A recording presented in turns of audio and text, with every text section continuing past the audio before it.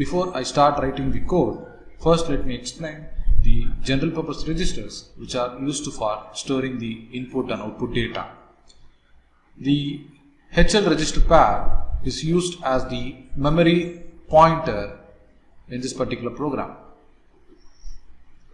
Next, I am using register B for storing the first data. The second data is stored in the register capital D.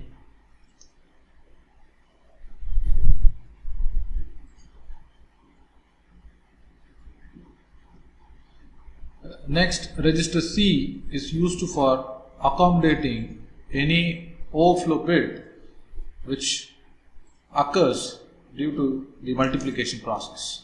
It is multiplication of two 8-bit numbers. When I multiply two 8-bit numbers, the result is 16-bit data. The 16-bit data is accommodated in two registers. One is the accumulator, the second register is register C. Let me start the coding with assumption of sample data. 4200 is holding a data 02.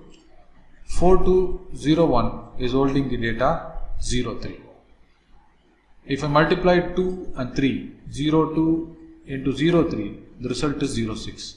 06 is an 8-bit data.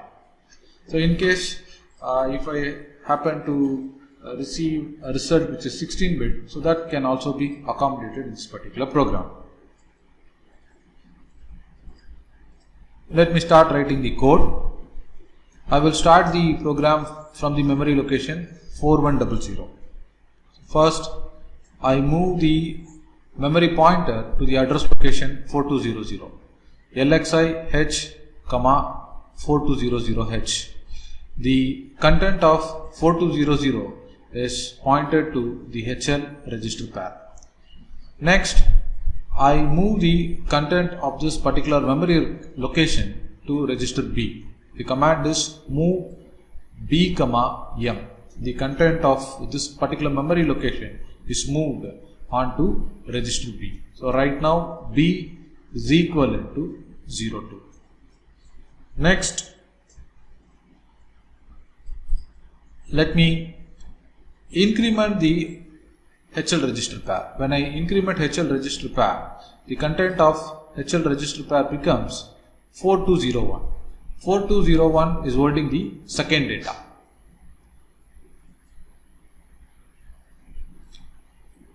Now let me move the second data to register D. So D is equivalent to 03. We have moved the data to register B, data 2 to register D. The next step is assigning register C, which will take care of the overflow bits. Let me do it with the instruction MVI C, 00. So this will initialize the register C with data 00. Next is initializing the accumulator. The accumulator register will have the results of various arithmetic operations and as well as logical operations.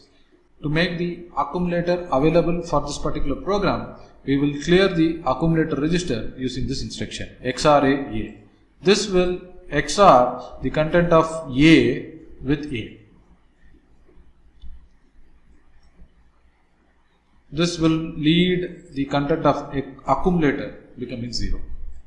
So once all the initialization and the variable assignment is done, the next process is performing multiplication. 8085 instruction set does not support multiplication operation.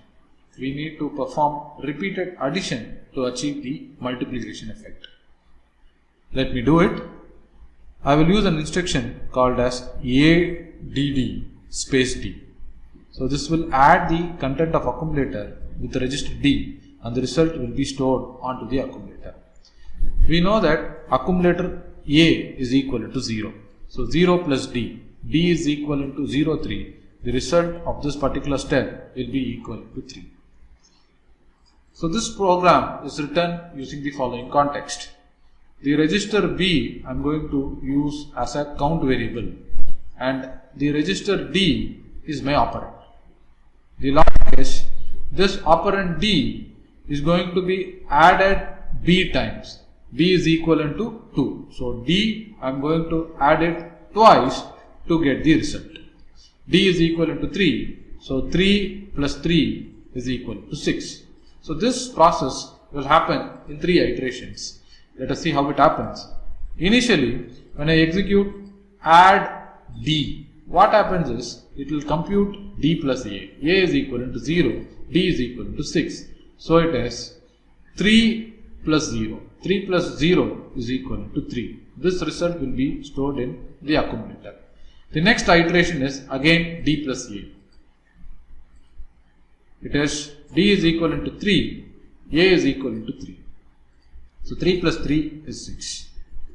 The count variable is B. B is having a data of 0 to. So twice if I execute add D, the result will be 6. This is the logic behind repeated addition. Now let us complete this logic in our program. After executing arithmetic instruction, it is mandatory to check the status of flag register. Addition and subtraction will either set or clear the carry flag bit. This can be checked by using any conditional branching statement. The branching statement which I am using here is jump no carry. When there is no carry occurring, then this particular instruction will take the program counter to the address location which is specified on the instruction. Here I am going to write the address location as label.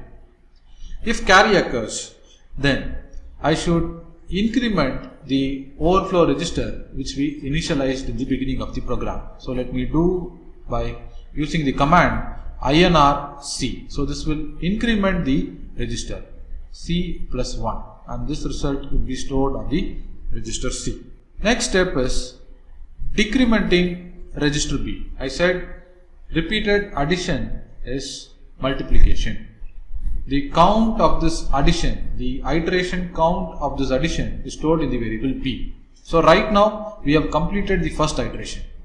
Now to enter into the second iteration, we are decrementing the register B and then we are continuing. Next is jump no 0. After executing instructions like decrement, we have to check the status of 0 flag. 0 flag will set if any of the arithmetic operation is returning 0. Here we are decrementing register B. So register B initial value is 0 to. If I decrement it twice, the value becomes 0. This has to be validated. If there is no 0, then the loop has to be repeated. It has to be iterated again. If the output of B is equal to 0, the program counter should come out of the loop. So this can be validated by using the statement JNZ. JNZ, the goto tag which I am using here is repeat. If B is not equal to 0, then the program counter should go to the location add D. So let me place the tag here. This is the goto tag. If register B is not equal to 0, then this addition process will be executed in an iterative manner as long as B is equal to 0. Once the multiplication task is over, next we have to store the location in the specified memory location. To do this, let me increment the HL register. If I increment HL register, the memory location becomes 4202. The product of this multiplication operation should be stored in the location 4202 and 4203 respectively. So I am incrementing the HL register, and then the content of accumulator is moved to the memory location. The result of this addition task is stored in the accumulator. That data is moved to the memory location which is pointed in the HL register pair. HL register is pointing the memory location 4202. Next, I am incrementing the HL register again. So this will increment the HL and it will point the memory location 4203. The data which is available in the C register is now moved on to M. The overflow bit which is available in the C register is now stored to the memory location 4203. The next line is halt. So with this, we come to an end of this multiplication program. So let me reiterate the process which is followed in this multiplication process. First,